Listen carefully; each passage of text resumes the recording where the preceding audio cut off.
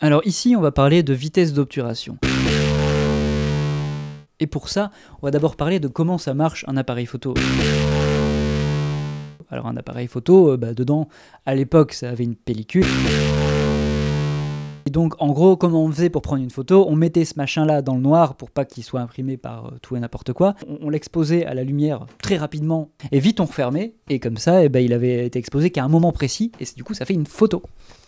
C'est comme ça que ça marche une pellicule. Je pense que vous le saviez tous. Je vous prends pas pour des crétins. C'est juste histoire qu'on soit tous d'accord.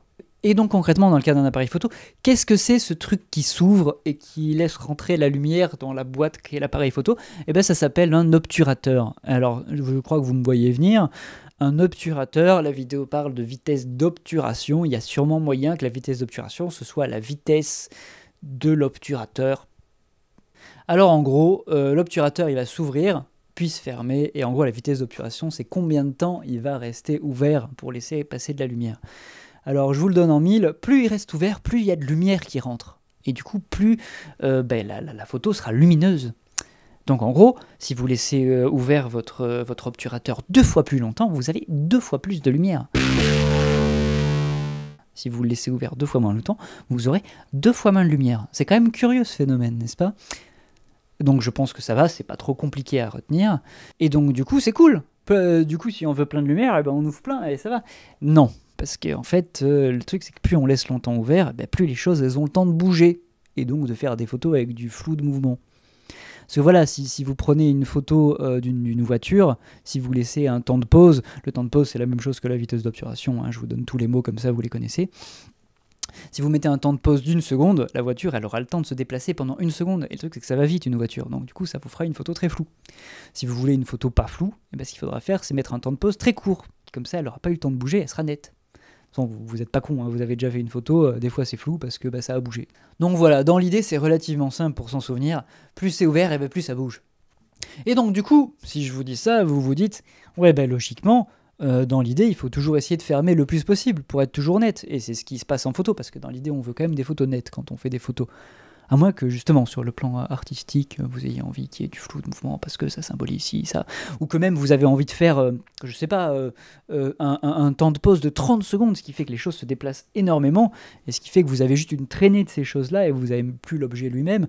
Et par exemple, la nuit, quand vous photographiez des voitures comme ça, ça laisse la traînée des phares. C'est rigolo. Vous pouvez prendre une lampe torche et genre pendant 30 secondes, vous dessinez des trucs, et du coup, on vous voit pas vous parce que vous avez trop bougé, donc vous n'êtes pas vraiment imprimé. Et par contre, la lampe qui, elle, brille très fort, elle a bien marqué la photo, du coup ça fait un dessin, c'est rigolo. Light painting si vous voulez aller voir.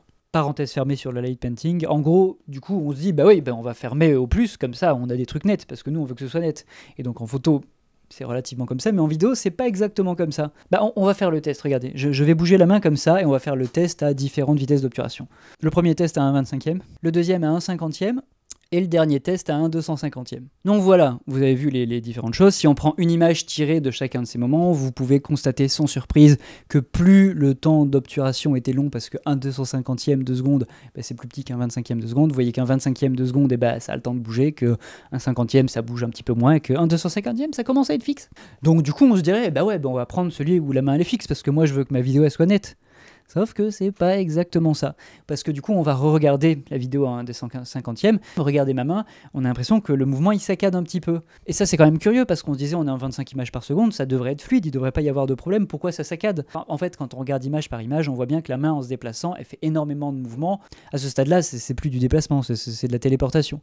Et donc du coup, notre cerveau, c'est pareil, il a du mal à percevoir le mouvement, donc il perçoit plus le mouvement, il perçoit juste des saccades, parce que ça va trop vite. Et donc on se dit, mais alors Paul, pourquoi tu nous as dit que 25 images par seconde ça suffisait? Et c'est clair que ça suffit pas. Et bien justement, on va regarder maintenant image par image à un 25e de seconde. Oui, la main sera floue, mais il va bien comprendre le mouvement. Et comme il est pas con, dans la vraie vie c'est pareil, quand je bouge ma main très vite comme ça, vous pouvez pas voir ma main correctement, c'est juste, ça va très vite. Donc il y a moins cet effet de téléportation, et donc c'est plus naturel en fait. Et du coup on va plus se tourner vers ce genre de choix au niveau obturation. Et d'ailleurs en fait, on va toujours tourner en 1/50e, parce que c'est... en gros le standard quoi. On va prendre un autre exemple. Imaginez on prend un mouvement très rapide de la caméra comme ça, et on va le tourner à 1/25e et à 1/250e. Du coup on va regarder à 1/250e, et en fait le truc c'est que image à image, vous allez voir que ça se déplace énormément, et on va revenir à ce problème où le cerveau il n'arrive pas à assimiler ça à du mouvement tellement ça bouge. Mais c'est juste, ça va être complexe pour le cerveau à interpréter. Alors que si on prend la vidéo à 1/25e, et ben d'abord, chaque image est floue, donc il n'y a rien à essayer de comprendre dedans, le cerveau il va dire bon bah tant pis. D'image à image, il n'y a rien qui ressemble plus à une image floue qu'une autre image floue, donc c'est pareil, ça va pas trop le perturber. Et en plus de ça, vous voyez que c'est du flou très directionnel, et donc du coup, il va avoir un indice sur dans quel sens se déplace la caméra. Il aura beau pas comprendre ce qui se passe, il dit ok, ça se déplace vers ce sens-là, c'est bon. C'est un mouvement rapide, tellement rapide qu'on voit pas ce que c'est. Et c'est exactement pour ça qu'en jeu vidéo, on a besoin de beaucoup d'images par seconde. Parce qu'en jeu vidéo, on peut pas bouger l'obturation, puisqu'il y en a pas, c'est des images d'un logiciel 3D, elles sont parfaitement nettes, il n'y a pas de flou de mouvement. Et donc du coup, ça fait que quand vous faites un mouvement rapide, si vous êtes en 1/25e d'image par seconde, et des mouvements rapides, on en fait tout le temps dès qu'on se déplace, parce que ça fait bouger tout l'univers, on fait demi-tour, il y a tout qui bouge très vite, et ben ça fait ce genre de déplacements rapides de caméra qui font mal à la tête.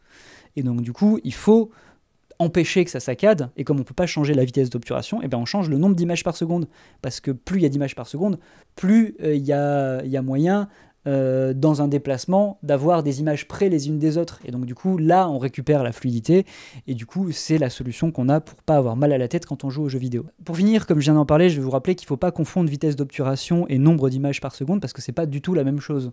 Par exemple, on va prendre un exemple, par exemple si on tourne une vidéo avec l'obturation à 1/3 millième, beaucoup, vous vous dites bah ouais il fait 1/3 millième, puis il fait une autre image, puis il fait une autre image, puis il fait une autre image, donc ça veut dire que je peux tourner à 3000 images par seconde. Et ben non, tu peux pas faire ça. Parce que en fait, ce qui va se passer, c'est que tu vas tourner 25 images par seconde, tout l'espace vide jusqu'à la prochaine 25e de seconde, il va rien faire l'appareil photo. Il va attendre la prochaine image. Alors que si tu mets à 1/25e l'obturation, et ben dès qu'il aura fini l'image, il va direct faire l'autre, et des trucs comme ça. Et on voit que du coup, quand on est à 1/50e, il y a moitié temps qui est utilisé pour filmer, moitié temps qui est utilisé à rien faire. Donc, avec ça, on voit bien qu'on ne peut pas ouvrir plus longtemps que notre nombre d'images par seconde. Je veux dire, si on fait 25 images par seconde, on ne peut pas faire une ouverture de 1 seconde, parce que ça fait que il peut pas exposer une image et en commencer une avant même d'avoir fini d'exposer la première. Pour conclure, on va faire un petit résumé de tout ce qu'on a dit. Alors pour avoir une photo nette, on veut le temps de pause le plus court possible.